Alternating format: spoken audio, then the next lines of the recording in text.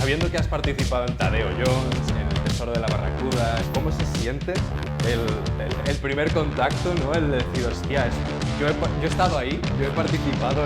El señor Miyagi es mi colega ahora, menudas frases me suelta. Oye, vamos a la chicha, ¿no? Que Vamos al yo turno. quiero hablar de Goya, yo quiero hablar de Oscar. Dinos la pregunta para el siguiente entrevistado. Creo que le voy a preguntar que...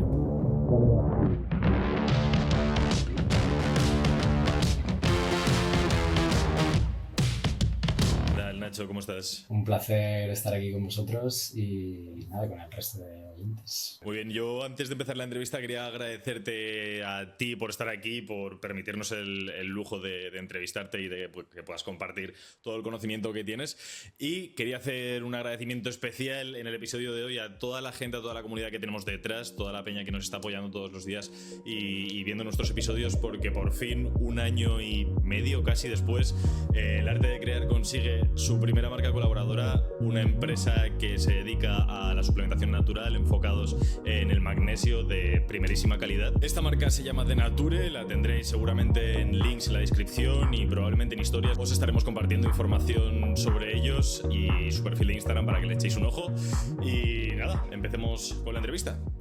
Antes de nada, normalmente suelo hacer una pregunta que es como, depende de cómo quieras contestarla, puede ser muy profunda o muy superficial, pero la idea es, nos gustaría conocer qué tenemos que saber de tu experiencia vital para conocer cómo piensas y cómo funciona tu cabeza. Ojo, empezamos fuerte. Sí. Esta es para entrar en calor ya, Sí, para que ¿no? se vayan Claro. soltando, ¿sabes? Bien, muy bien. Ya marcar el listón. Nada, pues ¿qué tenéis que saber de mí? Pues que soy un chico de barrio, de Carabanchel, que me crié eso con una familia humilde y poco a poco pues me he ido labrando mi propio futuro, que desde el principio ha estado enfocada en dibujar, en algo relacionado con el dibujo. O sea, yo desde pequeño sabía que mi pasión era dibujar y que poco a poco era lo que se me iba dando bien. Los compañeros del cole, ¿no? Los amigos, eran como, ¡hala, dibújame un Goku, dibújame un no sé qué! Y entonces, como que poco a poco te vas flipando y vas siendo el mejor del cole. Claro, ¿qué pasa? Que luego sales al mundo real y dices, ostras, hay muy buenos ilustradores, muy buenos animadores y yo me tengo que poner al día si quiero estar a la altura. Entonces, pues poco a poco en esta carrera de fondo he ido consiguiendo trabajos espectaculares y haciendo amistades también muy bonitas en el mundo de la ilustración y la animación y hasta hoy. Yo la verdad es que cuando Edu me pasó tu perfil y te propuso para entrevistarte, me metí a bichear un poquito y junto con lo que nos has contado de ti fuera de cámaras, la verdad es que no me esperaba para nada tener un perfil, ya no solo con el que has, o sea, un perfil que ha trabajado en proyectos tan grandes o diferentes, sino como con una trayectoria, ¿no?, tan ascendente como la tuya. Para mí, desde que leí esa pequeña biografía, ¿no?, que nos mandaste, joder, tenía unas ganas, porque luego te contaré más, pero te voy a pedir hasta consejo profesional y personal para esta entrevista. No, encantado de poder, yo qué sé, no sé si inspirar en la palabra, yo creo que es demasiado como grande, ¿no? Pero sí que chavales y chavalas que les mola el dibujo y que les apasiona, pues saber que se puede conseguir con mucho esfuerzo, mucho sudor y lágrimas, pero que se puede. Comentábamos justo antes de cámaras, ¿no?, la pequeña anécdota entre nosotros. Sí. Para los espectadores, Nacho fue mi profesor de ilustración en la escuela de arte y una anécdota que en cierta manera a mí, como decía antes, marcó un poco un antes y un después en mi carrera fue el precisamente que me preguntase qué futuro veía yo, qué quería hacer yo con mi vida, ¿no? Y yo ir directamente al trapo y decir, no, yo quiero ser director de animación, ¿no? Y con mucho criterio, Nacho me bajó un poco los pies al suelo y me dijo, pues para eso primero tienes que saber animar y además, a ser posible, ser bueno.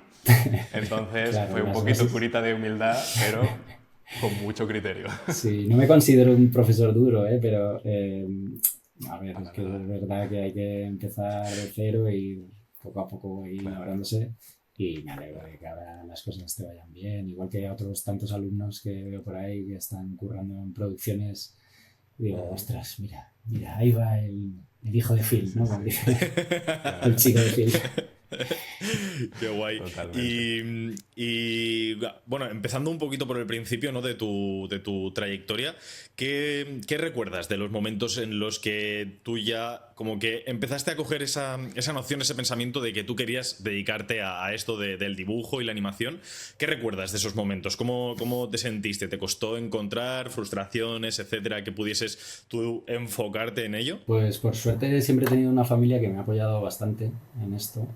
No sé si es que vieron algo que yo no veía o que yo estaba demasiado concentrado en el dibujo como para ver más allá, pero siempre me han dejado hacer un poco lo que he querido, ¿no? Y pues después de acabar el bachillerato hice la selectividad y dije, ¿ahora qué? Ahora me hago Bellas Artes. Digo, es que no sé, no, como que no me llamaba, ¿no? Yo quería hacer cómic, yo quería hacer ilustración, yo quería hacer algo un poco más profesionalizado, por así decirlo, y a la vez bonito. Y me metí a la SDIP y estuve allí, a lo tonto estuve un montón de años aprendiendo diferentes técnicas, porque mientras estaba cursando bachillerato hacía un curso los sábados por la mañana de cómic y eso me motivó a hacer el curso este de 3 años y aprendí mogollón. Ahí hice mis primeros contactos de amigos y de eso, de gente que sentía la misma pasión que yo y, y vi que podía ser una profesión, ¿sabes? Que se podía vivir de esto. Y antes de acabar el curso ya tenía un trabajo de ilustrador en una editorial y de ahí pues seguir creciendo. No sé si me he ido un poco de tu pregunta, pero... No, no, para No, que nada. De va, hecho, en absoluto. justamente por conectarlo, ¿cómo son esos primeros pasitos, ¿no? De un joven que le gusta dibujar y como que va viendo la luz al final del túnel diciendo, ostras, vale, esto no son solo dibujitos, sino que hay gente que paga por ilustraciones y Claro, luego eso se puede llevar más adelante a animación claro, y... pues sí, tú imagínate de estar estudiando libros de texto y ver las ilustraciones ahí y decir, jo, yo algún día hacerlas de repente a empezar, yo empecé haciendo células y mierdas así, ¿sabes? Como cosas como muy Ilustrador de libro de técnicas. biología. Sí, sí, sí, total. Pero mientras lo iba compaginando con un cortometraje que hice con mi amigo Nacho Pesquera, que era un cortometraje en 2D, hecho animación tradicional en papel, porque era lo que nos molaba. Y lo otro era un curro que también estaba muy guapo, pero al final queríamos hacer más, más, más, ¿no? Es como este hambre que tienes cuando eres joven. y, y pues ese fue mi primer trabajillo así más profesional y luego pues vas conociendo a editores y esos editores se van a otras casas, ¿no? A SM o a Vaughan y van teniendo tu contacto y si has trabajado bien pues te van llamando. Entonces era como que mi carrera profesional iba creciendo en el sentido de ser como un ilustrador de libros de texto, pero a la vez tenía yo mi espinita ahí como más personal de hacer animación. Y como el 2D cuando yo salía estaba súper muerto, era una técnica que ya no se usaba porque el 3D lo copaba todo, pues hacíamos nuestros cortometrajes así, a mano. Muy guay. Así es como se empieza al final, ¿no? Haciendo tu propia movida y Sí, sacando contactos. eso es, yo creo que eso es lo que más llama luego la atención de la gente, el hacer tus propios proyectos y si cuentan algo, si tienen algo de verdad y inspiran a otra gente, al final la gente te va a llamar por eso.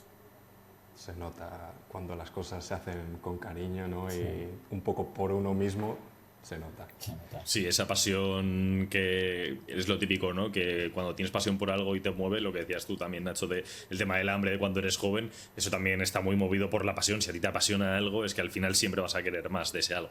Existe como el hambre ese que no se acaba. Oye, y justo hablando un poco de contactos, a mí me gustaría saber, desde tu perspectiva, ¿cuánto pondera o qué crees que es más importante, si el tema de los contactos o el tema del talento puro como tal? ¿Cómo lo ves? Claro, uno puede tener muchos contactos y mucho talento, pero si no trabaja bien con la gente y es como difícil de trabajar.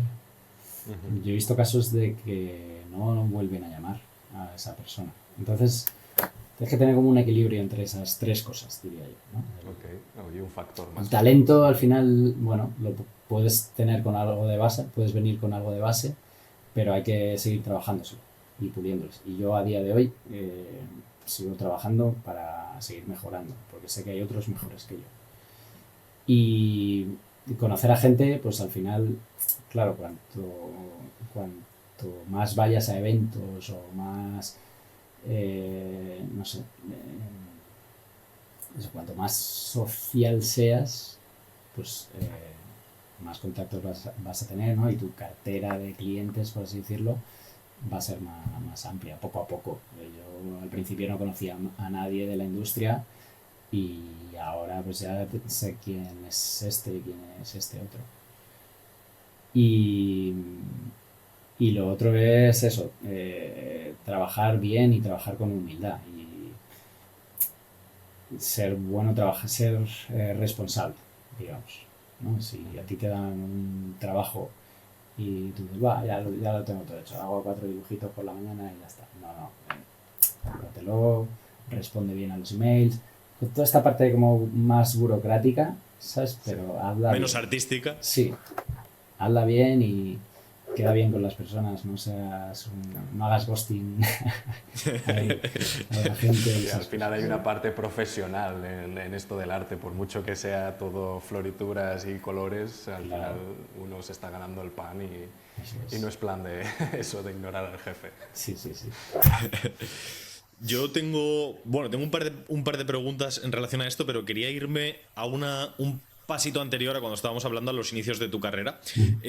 ¿Con qué? Porque todos los inicios dan miedo en realidad. ¿Con qué miedos empiezas a dedicarte a este mundo más profesionalmente? Sí, no, mi miedo era no ser lo suficientemente bueno, creo. Eso, como para poder dedicarme a ello. O eso, haber venido de ser el mejor en el colegio a no ser el mejor y tener que currármelo un poco más. Creo que eso era lo principal. No pensaba mucho en el trabajo, la verdad. Era como, bueno, ya irá llegando lo que tenga que ir llegando. Claro, tenía la suerte de que vivía con mis padres por aquel entonces, de que el sueldo que ganaba no lo estaba invirtiendo en un alquiler. Yeah. Hay gente que no tiene esa suerte, que se tiene que venir a Madrid, pagarse el alquiler, pagarse el curso donde esté estudiando y claro, entiendo. Por las respuestas que nos estás dando a las preguntas, veo que eres una persona bastante autoexigente contigo mismo y que tu mayor miedo sea no dar la talla. La verdad es que dice mucho de ti. ¿Eso es algo que te acompaña a día de hoy, ese nivel de autoexigencia, o crees que lo has dejado un poco atrás a nivel que conseguías hitos en tu carrera? El síndrome del impostor es una realidad que está siempre, ¿no? Está aquí en nuestro hombro a todas horas, aquí todo el rato, aunque eso, que haya sido a los Goya, a los Oscar, no sé qué. Es como, es que no sé si voy a ser lo suficientemente bueno para este trabajo. Yeah. Y al final, eso, el día a día te da la respuesta, ¿no? Pero cuesta asimilarlo. O sea, no sé si es que... no sé lo que es, pero sí, me sigue es como pasando. Sí, es como que no acabas de creértelo del todo, ¿no? Sí. Sobre todo ahora que lo has mencionado, el tema de que lo hablaremos luego más en profundidad, el tema de los premios, las nominaciones a luego ya los Oscar en trabajos en los que has estado tú participando, que me parece loquísimo, la verdad. Nunca esperaba entrevistar ni a una persona que estuviera nominada en un curro, ni a personal docente, no te voy a engañar. Tampoco pensaba yo que iba a entrevistar a un profe nunca, tío. Para mí esto es algo impresionante. Siempre los profes me han hecho las preguntas a A mí. ver, claro, si lo piensas, es un profesional que simplemente enseña a gente más joven a... Claro. Sí, sí, está claro, pero yo en mi cole yo era de los rebeldes, de los que mi arte era, yo mi mejor amigo lo hice porque saltamos a pintar mi instituto, o sea, saltamos a grafitear, era de ese tipo de gente Los un profes poquito... no molan, claro. No es que no molen, pero sí que es verdad que teníamos esa resistencia, ¿no? Entonces, Sí, sí, claro, yo hacerle preguntas hoy a un profe para mí es algo y dices, cuidado. Bueno, yo también era de esos, y aquí estamos. Cuidado Nacho con lo te que lo dices podría porque decir. es tu profe, cuidado con lo Claro, que claro, dices. claro, que te apunta ahí el Sí, pasado. sí, hay un lado oscuro ahí que mejor dejarlo de lado. Pero bueno, Nacho, por todavía tienes el teléfono de sus padres, llámalo si se porta mal, le llamas a sus padres y se lo dices, tío. Oye, la nota esa que Nada, le puse, nada. no. Era mentira todo. Oye, Nacho, ahora que lo empezamos a comentar, ¿no? Llevas más de 15 años de trayectoria en la industria audiovisual. Desde que empezaste a día de hoy, que ha habido muchos hitos, como hemos mencionado, ¿qué dirías que ha cambiado más? En cuanto al panorama general, ¿no? No en cuanto a mí. Sí, en la industria como industria. tal, si es más exigente, si es un poquito más laxa, ahora que tenemos a la IA Ya, como... bueno, ese es otro tema, otro melón. Ese es otro tema un poquito para luego, a lo mejor. Luego hablaremos porque yo quería consejos sobre eso. A ver, yo eso, os decía que cuando salí, el 2D estaba muerto. Y para mí eso era la animación. O sea, yo no quería ser animador 3D, con todo el respeto a los animadores 3D, que me parece que hacen un trabajazo y veo y consumo cine hecho en 3D. Pero a mí lo que me apasiona es dibujar. Entonces, el método más directo, ¿no? de poner, de hacer que un dibujo tenga vida es la animación 2D. Y en ese momento estaba muerta, no, enterrada. Y ahora, no. Ahora hay mogollón, tío, de producción 2D. Es verdad que hay mucho cutout, que es como animación por piezas y marionetas y tal, con estilo gráfico 2D, pero también hay animación tradicional, tradigital, ¿no? Que la llaman, que está hecha con Cintiq, pero está dibujada a mano por profesionales y artistas. ¿Y qué pasa? Que hay muchas producciones, pero también hay mucha demanda, mucho artista, ¿no? Entonces, como que están a la par esas dos cosas, y hay muchas veces que alumnos que salen, ¿no? Recién graduados de la universidad me dicen, pues es que no encuentro trabajo. Claro, amigo, yo encontré mi primer trabajo como animador muy tarde. O sea, iba haciendo otros trabajillos y trabajaba de ilustrador, pero el momento llega y hay que estar ahí. ¿Dirías que la animación 2D es un poco como el cine de autor ahora? Que es como algo más personal, más artístico, más creativo, Más intrínseco, más Miyazaki.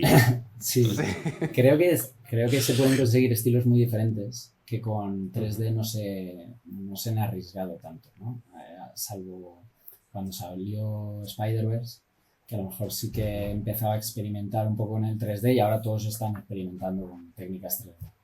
Pero el 2D... ¿Qué fue antes, Spider-Verse o Arcane? Yo creo que Spider-Verse, ¿no? ¿Spider-Verse? Desde el 2018, que fue cuando nació mi hijo, y Arcane yo creo que será 2020, no sé así.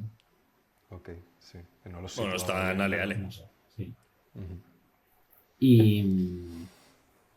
Y eso, lo que decía es que el 2D te permite generar estilos como súper variopintos y tener cosas rollo Disney clásicos, pero a la vez tener un Sylvain Chomet con las tripletas de Belleville, que es una animación como mucho más naturista, donde ves todas las arrugas de los trajes, Luego tienes cosas más gráficas, no sé, es como un mundo más rico que poder explorar. Yo quería preguntarte porque, bueno, nos contabas que en 2016 empezaste a compaginar el tema de dedicarte a la animación, dirección, etcétera, con la docencia. ¿Qué es lo que aprende un director animador el transicionar a la docencia? ¿Qué te enseña la docencia de ti mismo? Te hace como le pasó a Edu, que le bajaste los pies a la tierra un poquito, te hace un poquito de toma de contacto y decir, cuidado, que esto ya es más real, ¿no? ¿O qué? Te hace aprender de nuevo conceptos que tú tienes a lo mejor intrínsecos para enseñárselos a otra gente. Es como eso, yo sé animar, vale, pero ahora tengo que enseñarles a otros qué es lo que hago yo para que lo hagan ellos también. Entonces es como un doble aprendizaje. Aprenden ellos y aprendes tú también como profesor y aprendes a, a valorar los tiempos, a tratar con determinadas personas. Este es un ámbito en el que hay muchas sensibilidades. Entonces tienes que saber tratar a todos los alumnos por igual, pero con sus diferencias. Y eso es un poco... ¿Y Es un crees poco, que perdón, es un poco enseñando aprenderás de Tarzán, ¿no? Enseñando a aprender, sí, total. Y yo te iba a preguntar, ¿crees que es más difícil el hecho de adquirir una habilidad tan controlada, por así decirlo, como llegar a dominar una habilidad como es el tema de la animación, o enseñar a que otros dominen esa habilidad? Sí que es Qué verdad que difícil. para enseñar a alguien a hacer algo tienes Tienes que que dominar muy dominarlo. bien ese algo. Sí, pero yo en mi caso, como tengo un perfil como tan variopinto, nunca he llegado a dominar una técnica al 100%, ¿no? Entonces, sé un poquito de todo, Ujú. pero al final como no soy maestro de nada, pero creo que enseñar a otros lo básico, no sé, es más fácil a lo mejor. Es que también, Enseñarlo puede ser fácil, hacer que lo entiendan igual ya se complica más, ¿no? sí, hay conceptos que no entran, hay conceptos que son difíciles de hacer, entender y otros que surgen con la práctica. Entonces, Ya. claro, cuanto más practiques, al final mejor vas a Ujú. ser. Y si te tuvieses que quedar con una de las dos cosas, es decir, a partir de hoy te van a elegir, oye, vas a trabajar enseñando a la gente a hacer lo que haces o animando, ¿con qué te quedas? ¿Qué te transmite más? A día de hoy creo que enseñando a la gente, tío. Sí, es como, no sé, me llena el ver a otros chavalitos y chavalitas como querer aprender esta profesión y, y llevarla lejos, creo que es como muy gratificante. Pero ahora yo de momento estoy bien, ahora en el momento vital en el que estoy. Pero en un futuro nunca me había imaginado enseñando, o sea, sí, enseñando. Pero cuando me llegó la oportunidad dije que sí y la verdad es que me gusta mucho. Creo que Se no hay vive mejor profesor que el que respeta su arte. Y eso es algo que admiraba mucho de ti. Gracias.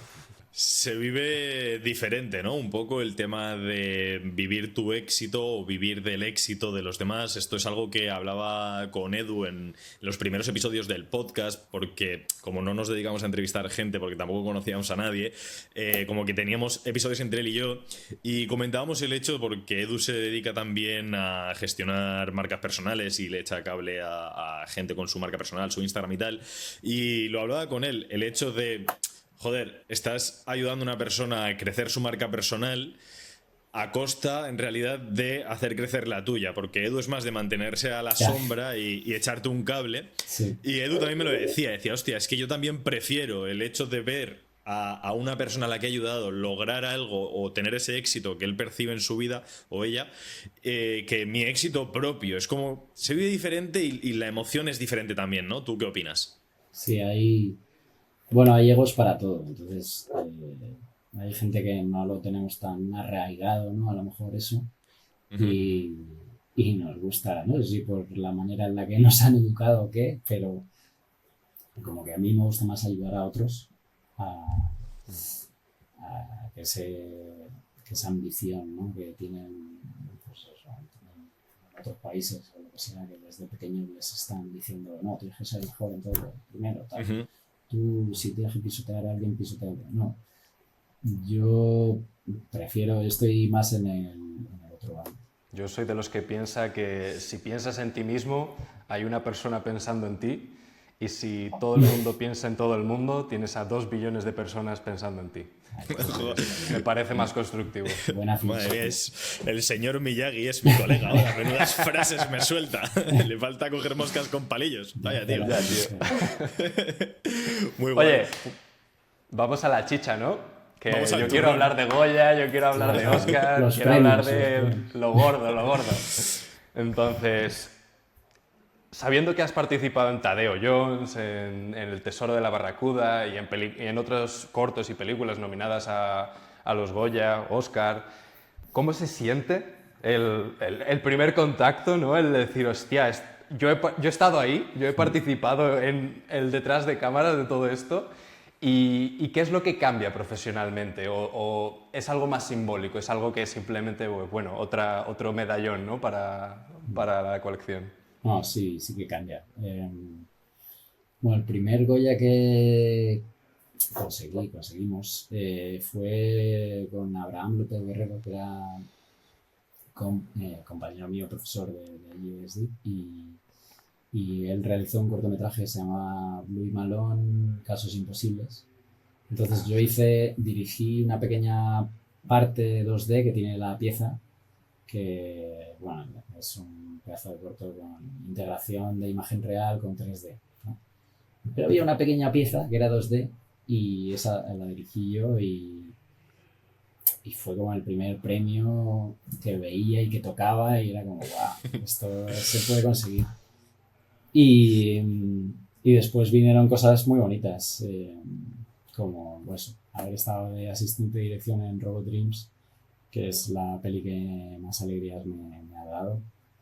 Tadeo Jones también molaba un montón, pero tuve un papel como muy chiquitito, animando en 2D.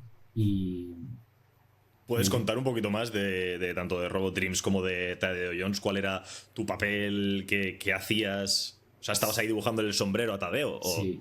No, en Tadeo,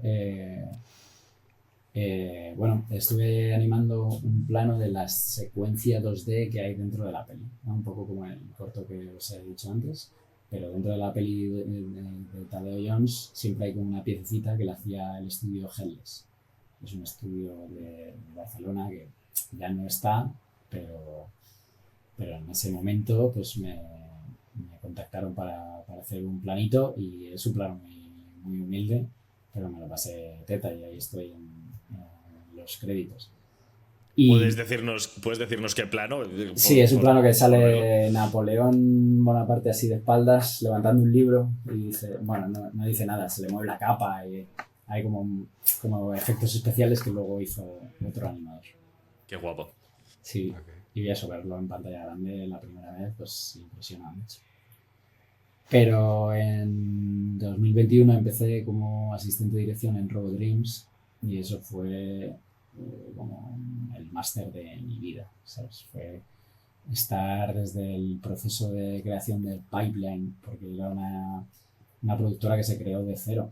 La idea era de Pablo Berger, y él creó todo el estudio con la gente que él quería, ¿no? El director de arte se trajo a José Luis Ágreda, para el storyboard estuvo Maca Gil, como él, Dani Ebro, de diseñador de personajes, era como los que yo quiero que estén aquí. Y a mí me propuso ser su asistente de dirección, y a mí me voló la cabeza. Y estuve ahí 2 años aprendiendo y aportando lo que buenamente podía, y pues eso, viendo la película crecer desde el story, desde la animática hasta planos finales a color con composición, donde teníamos que ver al detalle cada frame para que eso cuando saliera a la luz pues perdurase, ¿no? Y creo que lo hicimos, ¿no? Hombre, con la cantidad de nominaciones y tal que hemos visto, la verdad es que mal no lo haríais. Mal no fue. Oye, háblanos un poco. Yo quiero que me hables un poco más del plano emocional, ¿vale? Quiero que te brillen los ojos, se te erice la piel, porque quiero saber que, o sea, tu niño interior, aquel al que los compañeros de clase le pedían que le dibujase un Goku, ¿qué siente cuando es asistente de dirección de movidas así, de proyectos tan grandes, de participar en Tadeo Jones, Robo Dreams, todo esto? O sea, ¿no tienes un interior saltando, dando volteretas por dentro de ti? Siente lo primero agradecimiento por estar ahí como viviendo ese sueño, ¿sabes? De, ostras, no me lo creo, no voy a hacer mucho ruido, no voy a ser que me echen. Ahí está el respeto a la profesión otra vez. Sí. Lo primero es andar de puntillas, vaya. Claro, pero de repente un día sueltas una idea o algo, ¿no? Que piensas de un plano o de una secuencia y te mira así el director y te dice, sí, pues bueno, eso lo vamos a hacer. Tan normal. Ostras, chaval. Sí, ¿estás seguro que lo vamos a hacer? ¿De verdad estoy quieres hacerlo? contribuyendo a la peli y mis ideas se van a quedar ahí, ¿sabes? O también aportando soluciones a cosas que no se habían pensado, que no funcionaban y de repente dices, bueno. O sea, que es un trabajo de muchísimas personas y yo soy una piececita más, ¿sabes? Pero notas como que estás contribuyendo a algo grande. Y es muy bonito. Yo, la primera vez que entré al estudio, te pone la animática, ¿no? Y bueno, te lees el guión y tal. Y me vi un cachito de la animática que no sé si la habéis visto, pero la tenéis que ver. Son unos pajaritos, ¿no? Una historia de unos pajaritos con el robot. Y dije, joder, tío, es que esto es lo que quiero que vea mi hijo y diga, esto lo ha hecho mi padre, ¿sabes? Como, que no lo he hecho solo yo, pero... Sí, pero el se pertenecer... sienta orgulloso, sí. Exacto, el pertenecer ya hice mucho. Y tu hijo que, o sea, ¿lo ha visto? Que Sí, danos un poco de feedback, ¿le ha gustado? Claro, él tenía... Pues esto fue hace 2 o 3 años, sí, tenía como 5 años cuando salió la peli. Y claro, fue a la premiere, lo flipaba. Mi papá Tope no sé gama. qué, no sé cuánto, claro. Y ahora pues tenemos el póster en casa, tenemos como mucho merchandising de la peli.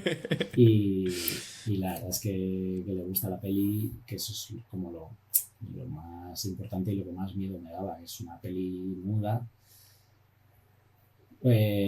Cosa a la que no están acostumbrados, ¿no? Los niños tan pequeños ni mayores y la aguantó súper bien y cada vez que la volvemos a ver se queda ahí enganchado, o sea, Sienta bien, ¿no? Ese reconocimiento tanto profesional por parte del director, ¿no? Como comentabas, como por la parte un poco más personal de decir, hostia, puedo estar orgulloso de que mi hijo esté orgulloso de lo que he hecho, ¿no? Y es algo que se va a recordar para siempre, que algún día, Dios no lo quiera, no estaremos aquí, pero tu hijo podrá seguir viendo esa película, enseñársela a sus hijos y decir, mira, este es vuestro abuelo. Estuvo ahí trabajando, sí, ya ves.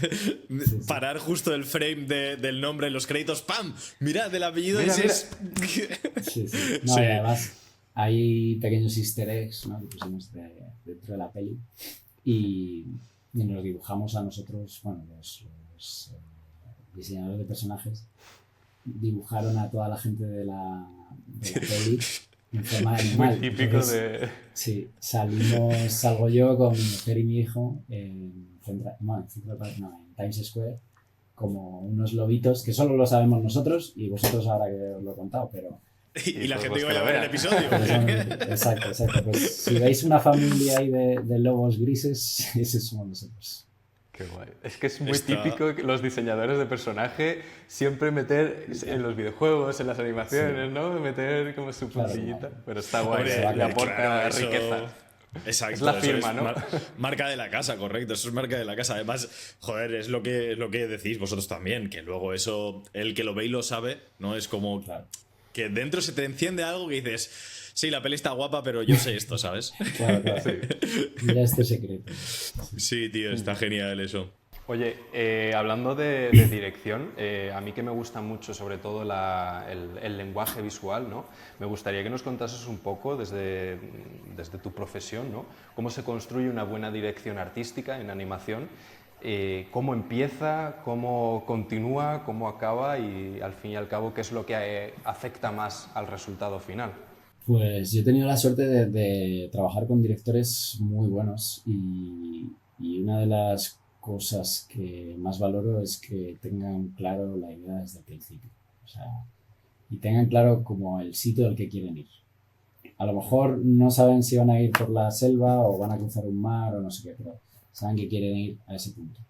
Uh-huh. Y llevarlo hasta el final no siempre es fácil, porque hay piedras en el camino, ¿no? Hay momentos en los que no sabes por dónde tirar y tienes que elegir un camino. Y hay gente que se queda en el sitio muerto de miedo y aterrorizado, ¿no? Y hay otros que continúan y encuentran al final la luz, ¿no? Es un poco metafórico este viaje, pero yo creo que lo que más valoro es eso, bueno, igual me equivoco, pero vamos a ir a probar este punto, que es como yo me lo imagino, ¿sabes? Como yo lo tengo en la cabeza. Y creo que es cuando hay dudas y cuando no sabes como muy bien por dónde tirar y tal, cuando se enfanga un poco el asunto. Uh-huh. Y luego, pues, para la dirección de arte también contar con gente talentosa, más talentosa que tú, y ver que son capaces de plasmar la idea que tienes en la cabeza y de la mejor manera, y tú guiarles como... Creo que son dos grandes consejos. El hecho de rodearte de gente mejor que tú, creo que eso es fundamental. Y el hecho de una meta sin un plan es solamente un sueño.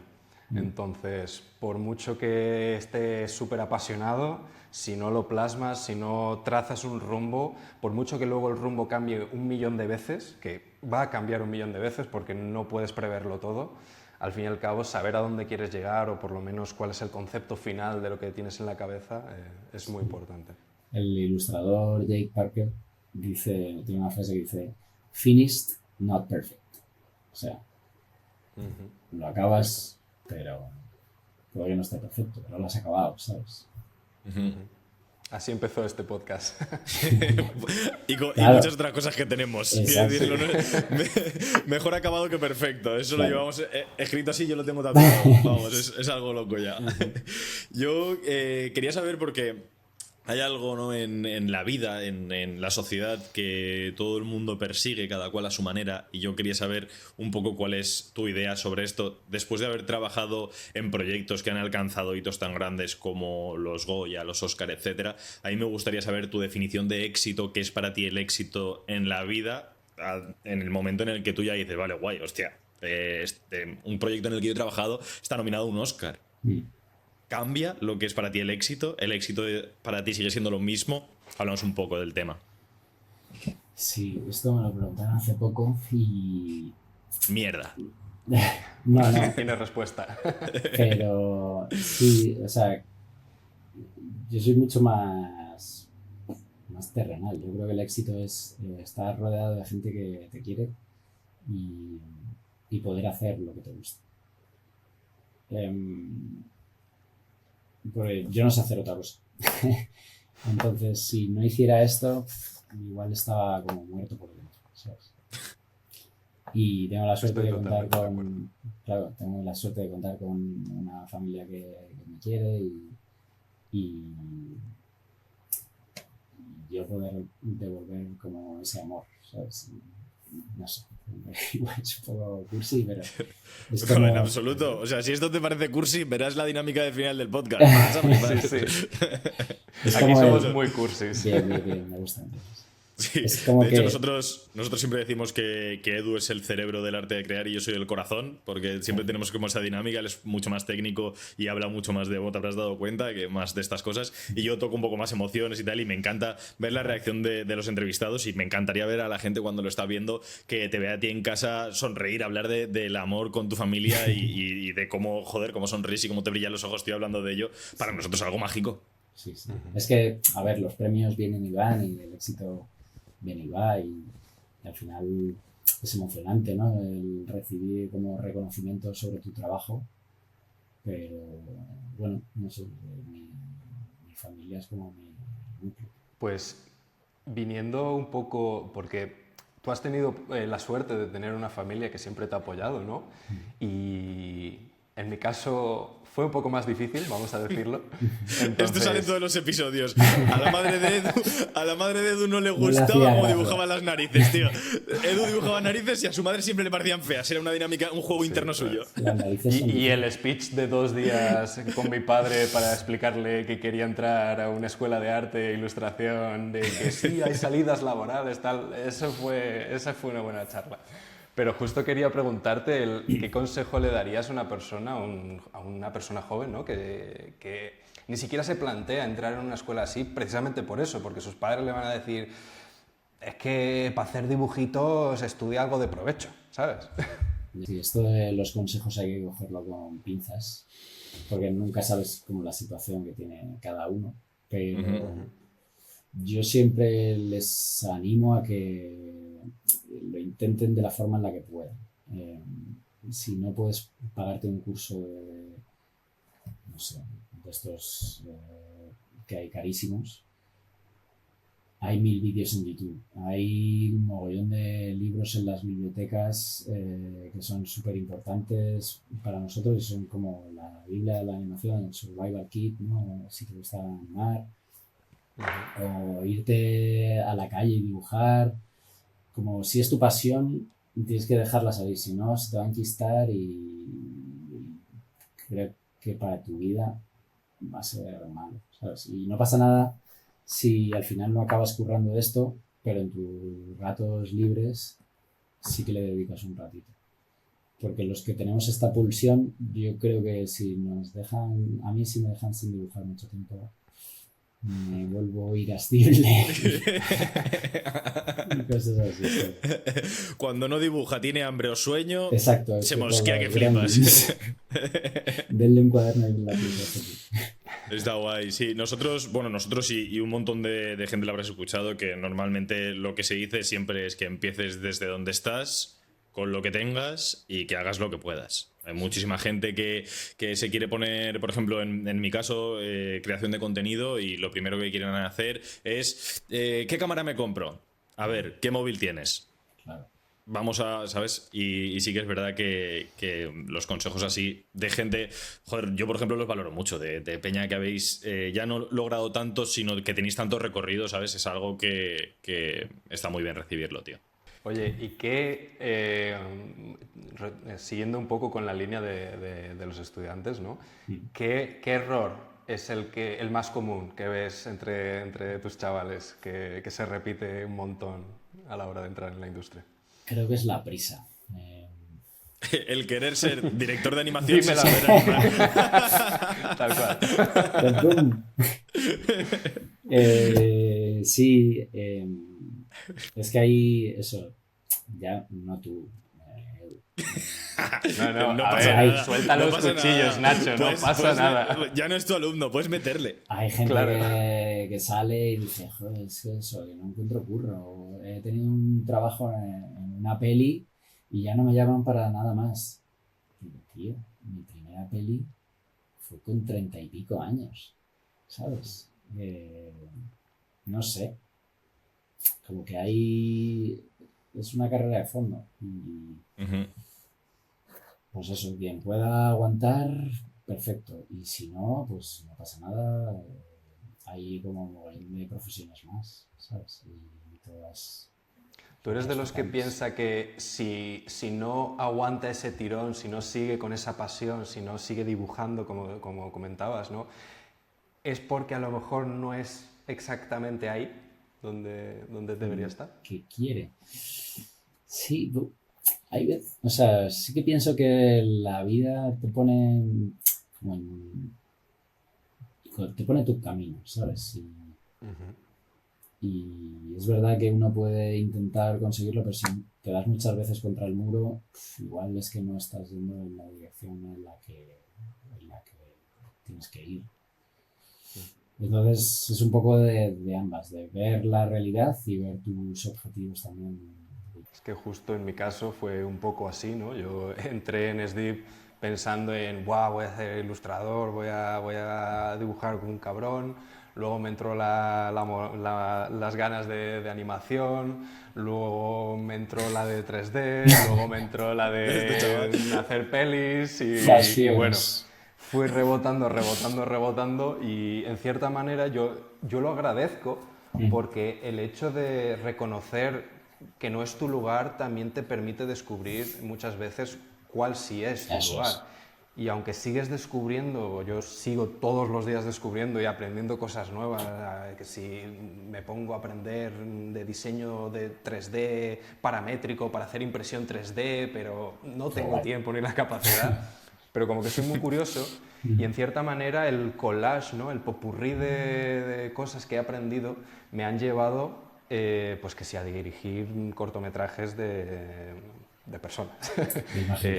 a tener mi propia productora, a hacer vídeo, a soldar circuitos impresos. Qué guay. Entonces, todo esto, al fin y al cabo, se resume en que yo tengo, un poco como tú, ¿no? Con esa especie de formación ecléptica, Sí. pues me permite saber, por lo menos yo me considero que a día de hoy sé dirigir bien a gente que es mejor que yo, un poco precisamente porque a lo mejor ellos son muy buenos en la técnica, en la parte más práctica, pero yo soy el que puede entender muchas veces cómo relacionar todo. De la misma manera que una película no es solamente los dibujos y la animación, también hay que saber venderla, porque si nadie Claro. ve la película Eso es. y no gana dinero, el Sí. estudio se va a la mierda. Entonces, un poco esa trayectoria me ha permitido ver que no todo es ser el mejor en una cosa, sino que hay perfiles, a lo mejor como el mío, como puede ser a lo mejor el tuyo, que esa curiosidad nos permite tener las tablas para poder ver un poco con perspectiva, ¿no? Sí, Todo. manejarlo como desde la distancia. Sí, estoy totalmente de acuerdo, porque todos esos golpes que dices que vamos recibiendo al final son aprendizajes que nos vamos llevando y que podemos aplicar más tarde. Sí, sí. Y que al final también, por matizar, esos golpes te hacen más duro y al fin y al cabo la industria no se anda con chiquitas. Si, es como que tienes que venir llorado de casa al estudio, ¿sabes? Y a la industria en general. A la vida. Yo, exacto, o sea, yo monté la productora no tanto, o sea, yo lo hice un poco con el concepto de la paradoja del arquitecto, de nadie te va a permitir construir un edificio si no lo has construido tú antes, pero claro, ¿cómo construir un edificio si nadie me Te pone la deja. pasta para construir el edificio? Entonces fue un poco esa idea, que es lo que comentábamos, que yo creo que es la mejor manera de empezar, haz algo tuyo, low cost al mínimo, porque al fin y al cabo la pasión es lo que va a reflejar o lo que va a atraer a clientes, ¿no? Y bueno, que es la Sí. manera de empezar en todo. Y esa fue Y mi puerta de entrada a Robot Dreams, ¿eh? justo. Porque yo había dirigido 2 cortometrajes, pero claro, una película son un montón de planos más, un montón de secuencias más. Y, y ese salto, bueno, eso me lo permitió dar el director por haber dirigido algo más chiquitito. Haber hecho como esa visión 360 en cosas más pequeñitas que luego las puedes aplicar a gran escala. Y la iniciativa, ¿no? Que también yo creo que es muy atractiva en la industria. Si simplemente estás ahí esperando que Claro, te a que te llegue la llegue. oferta, sí. Exacto. Sí, que eso me pasó un poco también, ¿eh? O sea, porque yo Sí. he tenido mucha suerte y me han ido llegando curros de, pues eso, lo que os decía antes de he trabajado en esta editorial y entonces como ahora ha habido un ERE y se han ido editores a otra editorial, pues me llaman de ese editorial, ¿no? Entonces como que vas cogiendo. Pero en el momento en el que te plantas dices, vale, ahora yo quiero formar parte de una producción, de una peli, pues voy a buscarlo y de repente encuentras cosas bonitas. Qué guay. Y en cuanto a eso de conocer gente que se sepa de ti, boca a boca, contactos y tal, ¿qué consejo? Porque yo sí que es verdad que muchas veces cuando hemos tenido un evento o cuando hemos tenido que trabajar pues rodeados de gente y tal, sí que es verdad que me pongo como una careta de hacer el personaje, ¿sabes?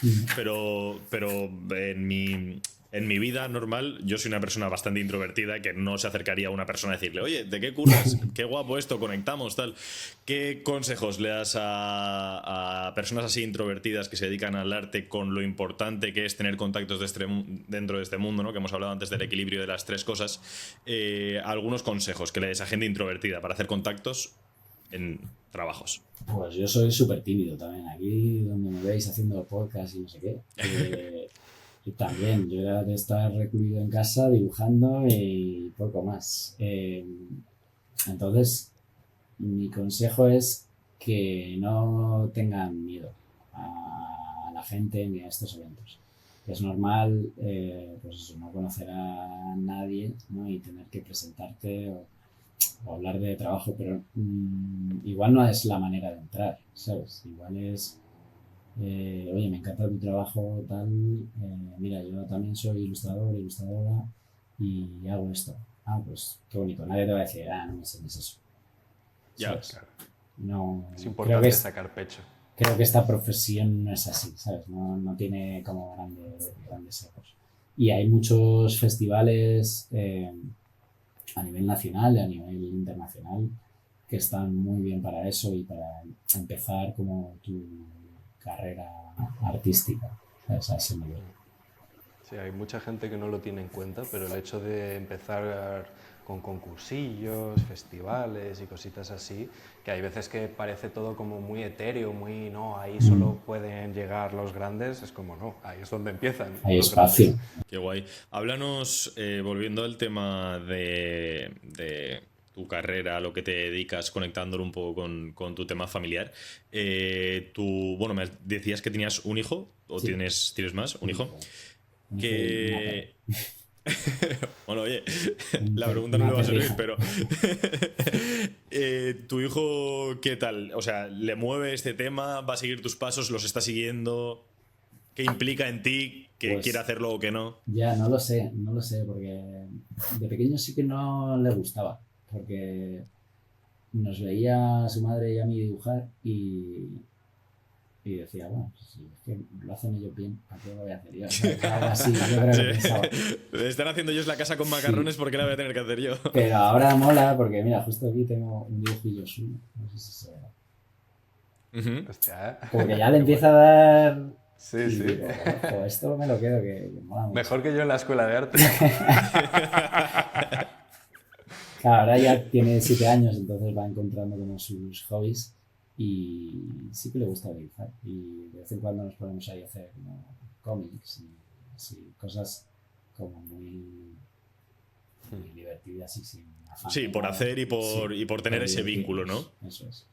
¿Y cómo vives tú ese momento, no? Porque yo, de verdad que yo a Nacho no lo conocía de nada, lo conocía a Edu, pero joder, me está transmitiendo una pasión por el dibujar y por la animación, que es que se hace imposible no preguntarle sobre el tema. ¿Cómo vives tú ese momento de vínculo tan grande con tu hijo? Es decir, joder, la persona probablemente, el organismo probablemente que más quiero en este mundo, junto con la pasión más grande a la que me estoy dedicando y compartir ese momento. Esos momentos son únicos, son...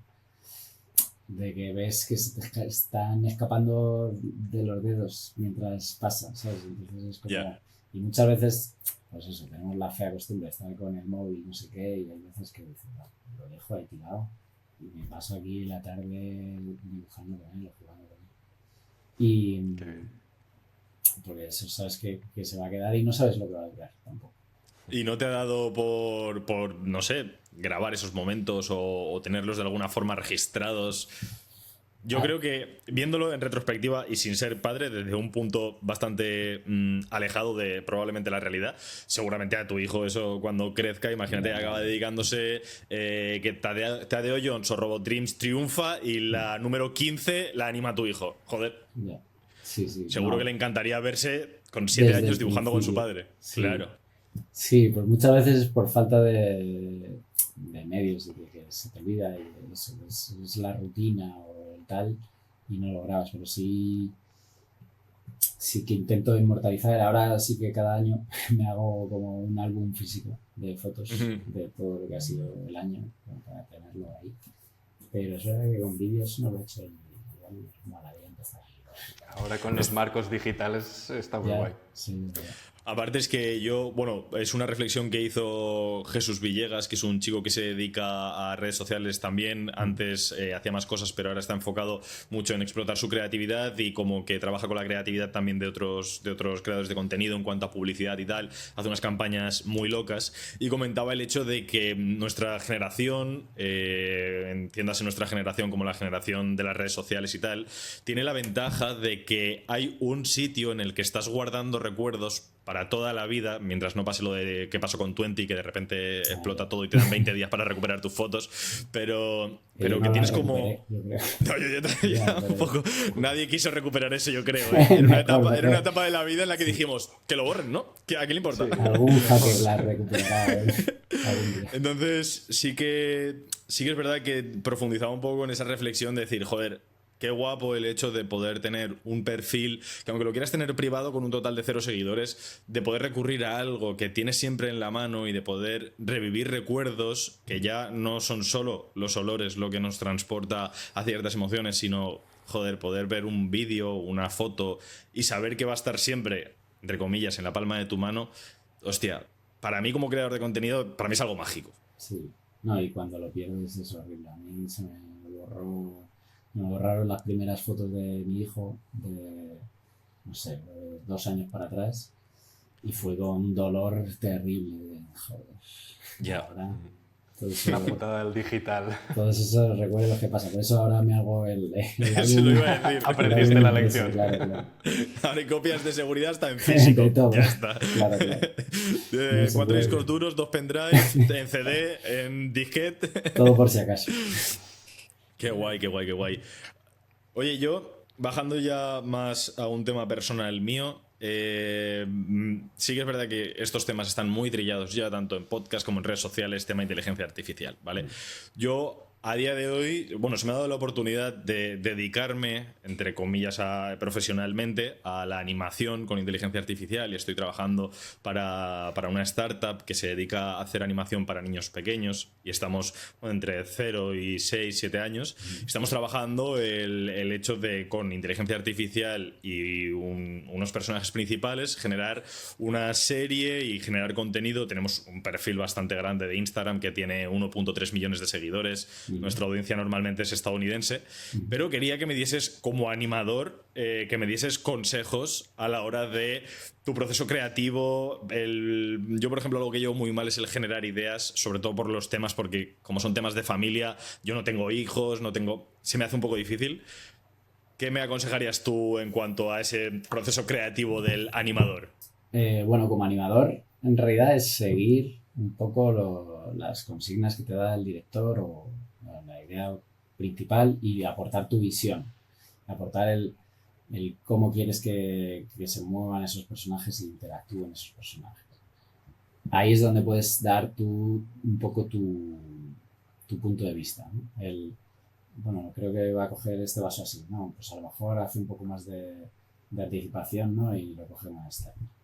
O a lo mejor lo coge con la otra mano porque es zurdo y tal. Bueno, pues son como tus visiones dentro de ese plano. Como director global, es que las ideas es un mundo. Sacar ideas es complicado. Sí, es que lo que estamos intentando ahora, la verdad es que es una fumada porque antes de entrar yo a trabajar ahí, sí que el contenido era un poco más banal, por así decirlo. Nos dedicábamos a subir vídeos que fueran súper compartibles, que transmitieran una emoción, porque el concepto es como dibujos animados, pero que transmiten una emoción y está todo englobado en la gestión emocional y tal. y ahora nos estamos dedicando como a la familia que se llama The Fastless.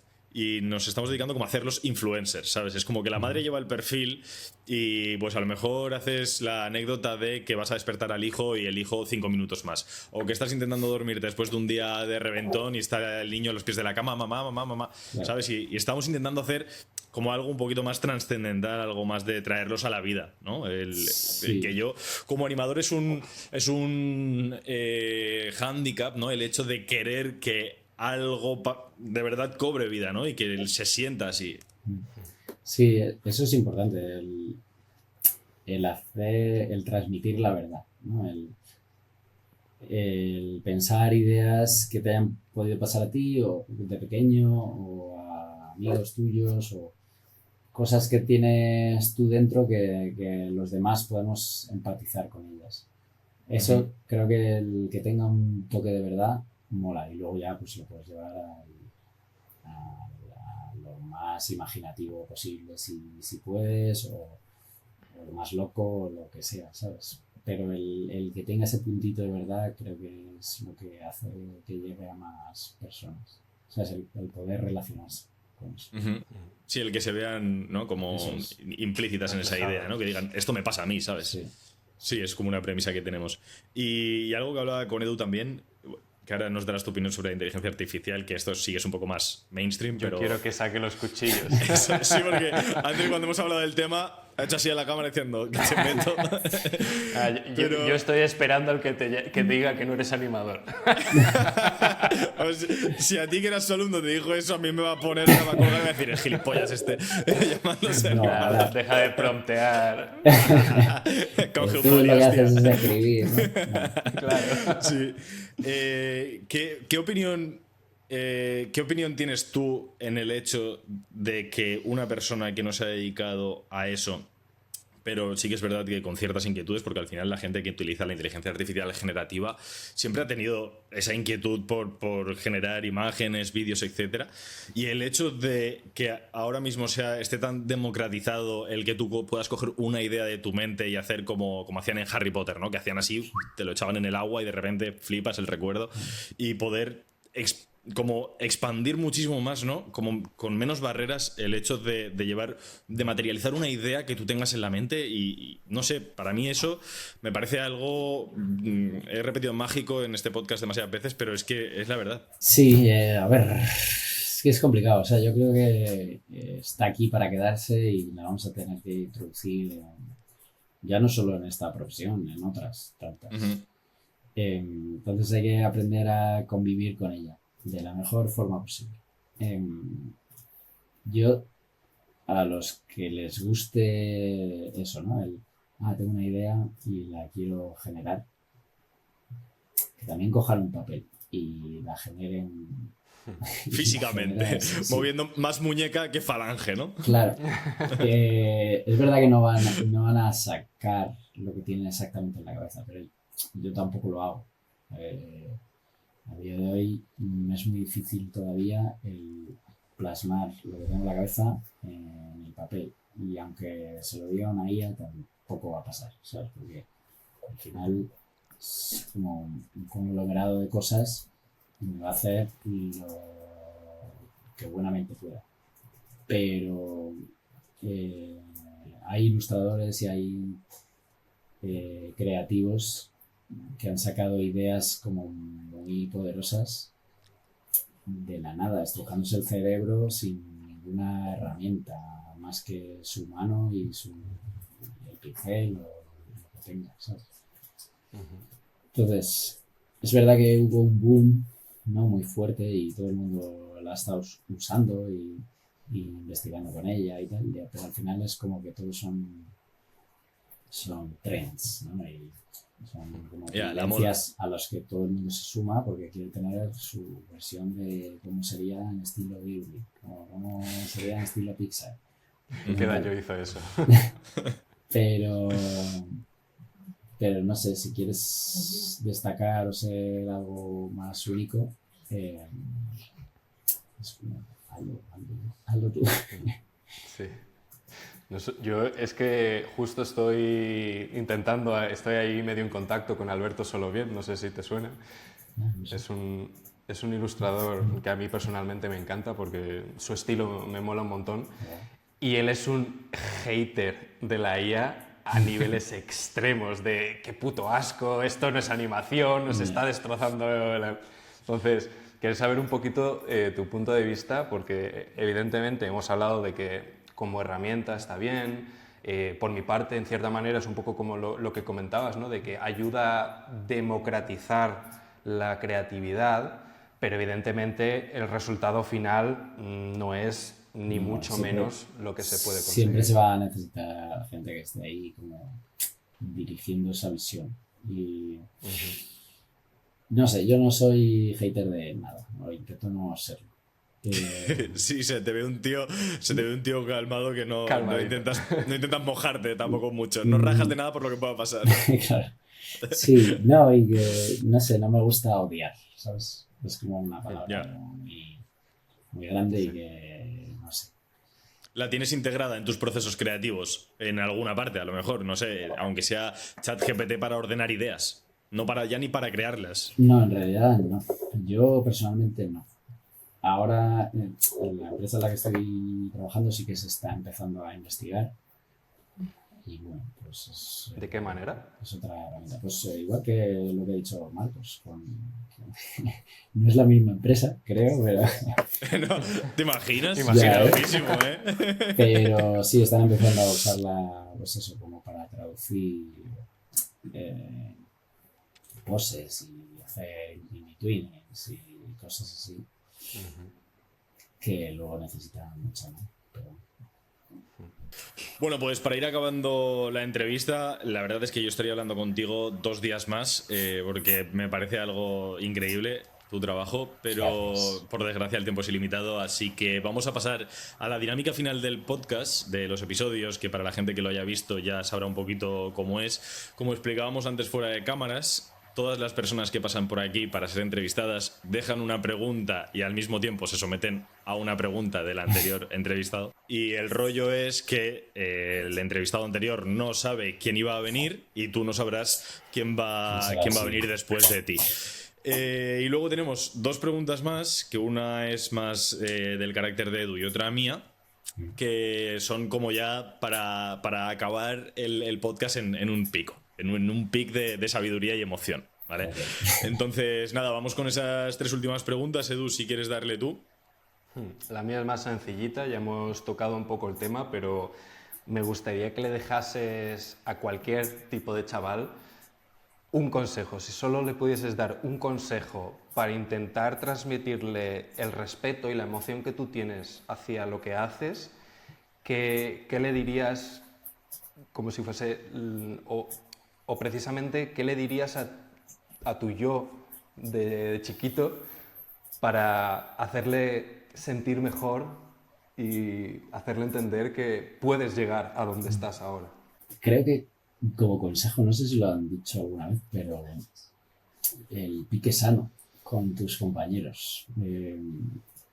Creo Todavía no que nos lo han dicho. creo que el ver a tus compañeros y compañeras y ver lo que están haciendo y querer hacerlo tú mejor, te hace ser mejor. Eh, ¿Sabes? No es odiar lo que hacen ni decir, Sí. es una mierda, o llevártelo a malas, sino el ver eso, querer llegar ahí y él te va a ver y va a querer llegar a lo que has hecho tú y entonces eso va a hacer que vayas creciendo. Qué El guay. talento atrae más talento, totalmente. Muy guay, vale, pues te disparo la mía y con eso ya encaramos a la final. Yo sí que te voy a pedir ahora que te tomes unos segundos para pensar en esta respuesta, porque sí que es verdad que es una pregunta que te habrán hecho 1000 veces, incluso que tú te habrás hecho, pero lo más probable es que no siempre te hayas parado a pensarla. Porque por la velocidad a la que vive la sociedad hoy en día, por desgracia, no le estamos dando la importancia que merece la respuesta. Entonces, Nacho, a.k.a. profesor de Edu, a mí me gustaría saber si eres feliz. Sí, yo creo que sí. Tengo lo que necesito y he conseguido grandes logros, tanto en mi vida profesional como personal. Y y bueno, no creo que sea como algo que se mantenga. Creo que hay que currárselo y intentar conseguirlo día a día. Y creo que algunas veces lo consigo más y otras menos, pero en general la visión global, digamos que sí. Genial, me alegro un Se te ve montón. una persona feliz, tío, y además se nota sobre todo con lo que has comentado de que eres una persona que no le gusta odiar, ¿no? Que eres una persona que en cierta manera abandera el amor. Yo considero que el odio no es más que falta de conocimiento. Tú no odias a algo o a alguien el cual entiendes sus razones. Entonces yo creo que el opuesto del amor es la indiferencia. Y el odio no está justificado en ningún momento, así que está muy bien. Muy guay, sí. La verdad es que se te veía porque entre la autoexigencia y la humildad que se nota en esta entrevista, la verdad es que me veía venir la respuesta y muy guay, la verdad. Ahora sí que vamos con la última pregunta. Esto te lo dejo, bueno, Javier Almodóvar, un saludo para él, que lo más probable es que no esté viendo este episodio, pero se lo mandaré para que lo vea. Es un creador de contenido bueno, está bastante anichado demográficamente en su ciudad, que es Castellón de la Plana, la cual comparte conmigo. Y como buen creador de contenido y usador, aunque esté mal dicho, de redes sociales, bueno, la pregunta que nos deja para ti es tu tiempo de uso del teléfono en aplicaciones. Si tienes el móvil por ahí y quieres mostrarlo. A ver. 25 horas. Y ya.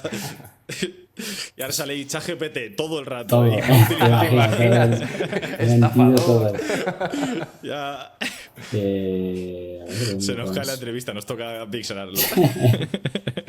¿Dónde se busca eso? Yo no sé. En ajustes, si hay una barrita de buscar, pones tiempo de uso y seguro que te sale. Vale.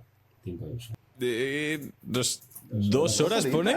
2 horas. Joder, ¿2 horas solo? Hoy sí, hoy. Impresionante cómo se nota que animas a mano, tío. Hoy es que he currado mucho. Hostia, 2 horas, me quedo loco. O sea, Sí, no sé, por sí. favor, si alguien tiene menos, que lo diga en comentarios o lo que sea, pero 2 horas ahí me ha volado la cabeza. No es la media, pero Ok. sí, hoy al final me tiro currando pues, 8 horas al día. Y incluso para comer casi ni lo veo porque estamos ahí entre compañeros. Y acabo de llegar a casa, me he hecho un poco de ejercicio, he paseado a la perra y hasta aquí. Claro, y esta entrevista con vosotros, o sea, tampoco he tenido más. Ahora por la noche sí que me pondré así. A scrollar un poquito, ¿no? A recuperar Exacto. las horas. Dopamina visual ahí a tope, que nunca viene mal. Muy guay, pues oye, dinos la pregunta para el siguiente entrevistado. No tienes ni idea de la disciplina que va a manejar, ni la creatividad que tiene, ni quién va a ser, o sea que... Vale, pues creo que le voy a preguntar ¿cuál era su serie de dibujos animados preferida de la infancia? Perfecto, guay, ¿Y por buena qué? pregunta. ¿Y por qué? Sí. Es muy de profesor eso, ¿eh? Justifica tu respuesta. ¿Cómo Claro. te hemos pillado? Son muchos años. ¿no? Total. Te va dejando ahí... Muy guay. bien. Pues nos la apuntamos y para el siguiente entrevistado seguro que le hace Lo mucha veré, ilusión yo contestar, lo porque veré. además es la típica pregunta que te hace pensar un poco en tu pasado y eso siempre trae buenas emociones. Sí. Así que, bueno, si queréis decir algo más, hasta aquí el episodio de hoy. Si quieres decir algo, Nacho. Nada, pues muchas gracias a los dos, Marcos, Edu. Que ha sido un gustazo estar sido un aquí con vosotros este ratito. Que me habéis removido a ver cosas. Yo, no sé, pensaba que iba a ser un poco más ligera. Joder, no Y- sabes cuánto me alegro, ¿eh? Te lo Sí, prometo. Eso es Ha importante sido para guay, nosotros. lo hacéis muy bien. Os animo a seguir con esto, a traer más gente y animar a la gente en esto de la creatividad. Pues muchísimas Nada, gracias. Muchísimas gracias, Nacho. Pues muchísimas gracias para cerrar el episodio. Agradeceros también a la gente que está viendo este episodio hasta el final, toda la peña que os quedáis hasta el último momento, aprovechando toda la sabiduría que traemos con los entrevistados. Hoy habréis disfrutado el episodio como niños pequeños. Y muchísimas gracias también a Denature por empezar a colaborar con nosotros y permitirnos escalar, si cabe, nuestro podcast, traer a invitados tan importantes y que para nosotros siempre representan pues un poquito más allá, ¿no? que una simple entrevista. Así que hasta aquí el episodio de hoy. Muchísimas gracias a todos. Nacho, encantado de haberte conocido y de haberte entrevistado. Edu, muchísimas gracias como siempre, brother. Un placer estar aquí contigo y compartir estas cosas con todos vosotros. Hasta luego. Gracias. Nos vemos, chao.